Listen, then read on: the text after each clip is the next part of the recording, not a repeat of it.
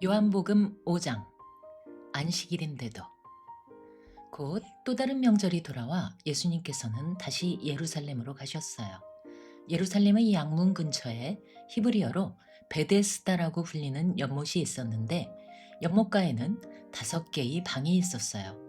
그 방에는 수백 명의 병자들, 장님, 절뚝발이, 마비 환자 등이 있었죠. 그 가운데 38년간 장애를 안고 살아온 사람이 있었어요.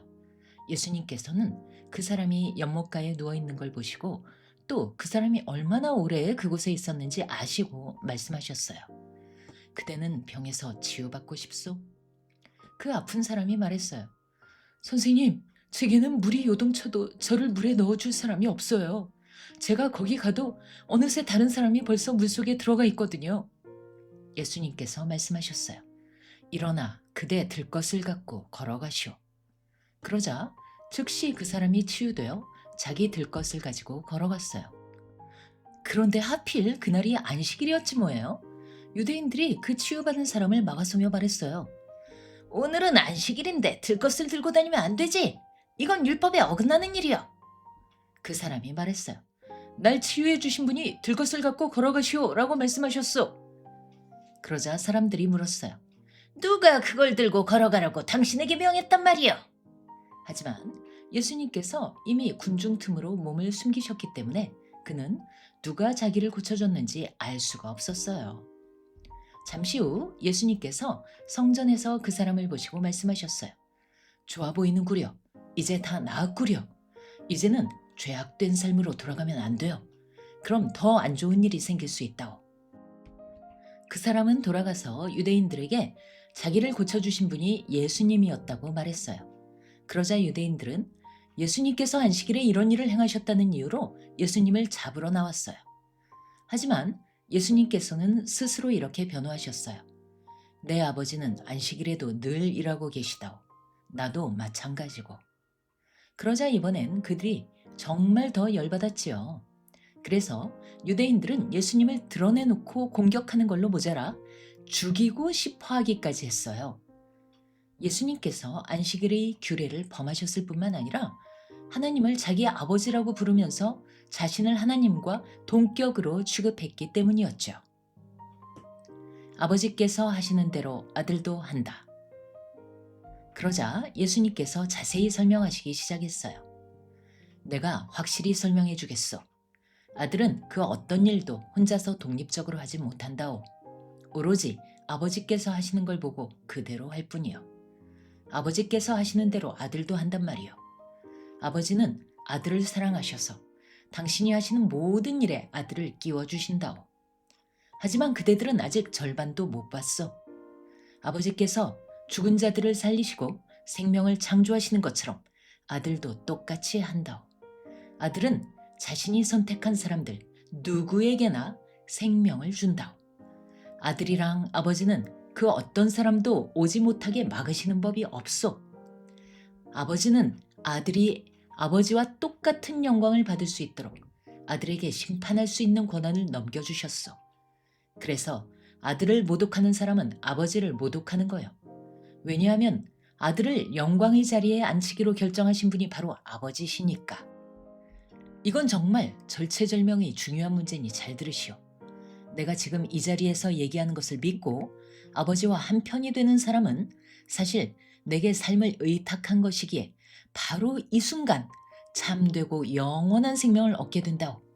또한 더 이상 외부인이라고 손가락질 받지도 않게 될 거요. 그 사람은 죽은 자의 세상에서 살아있는 자의 세상으로 훌쩍 건너뛴 것이라오. 이걸 꼭 깨달아야 하오. 때가 됐소. 지금이 바로 그 순간이요. 농담이 아니요. 죽은 자들이 하나님의 아들의 음성을 듣고 살아날 거요. 아버지 안에 생명이 있는 것처럼 아버지께서는 그 생명을 아들 안에도 넣어주셨소. 또한 아들이 인자이기 때문에 아버지께서 아들에게 재판권과 집행권도 주셨소. 이 사실에 뭐 그리 놀랄 필요는 없소. 죽어서 묻힌 모든 사람들이 아들의 음성을 들을 날이 다가오고 있어. 그날이 오면 바른 길을 걸어온 사람들이 부활의 삶으로 들어갈 것이요.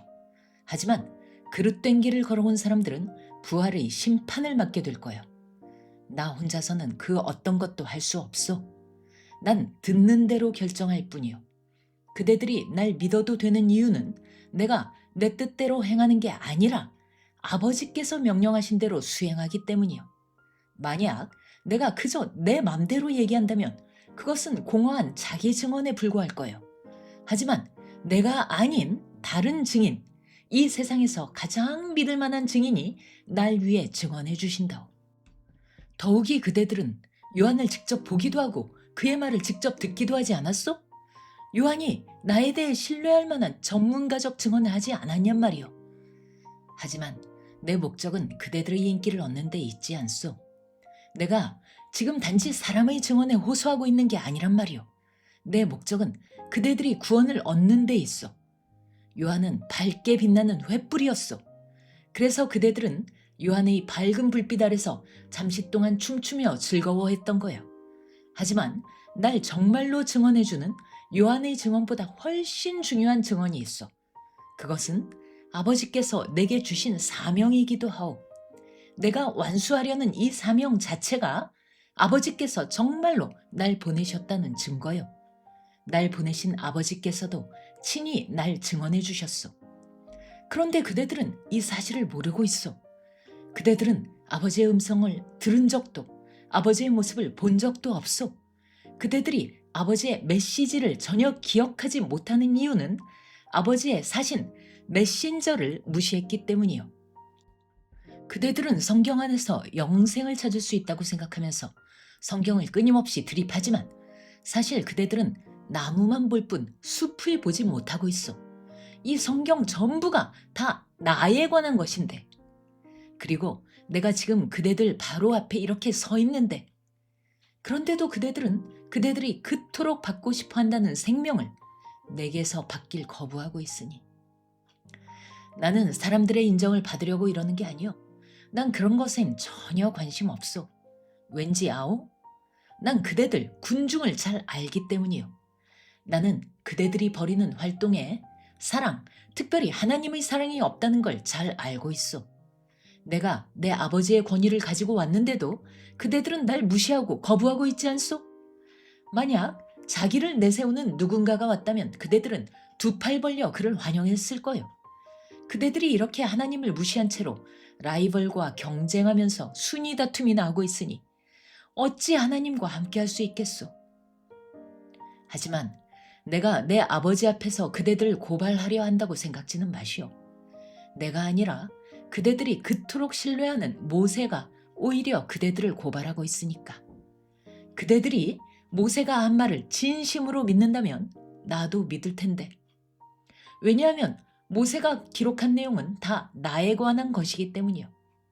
그대들은 모세가 기록한 것도 진심으로 받아들이지 않으면서 어떻게 내가 한 얘기를 진심으로 받아들이겠어?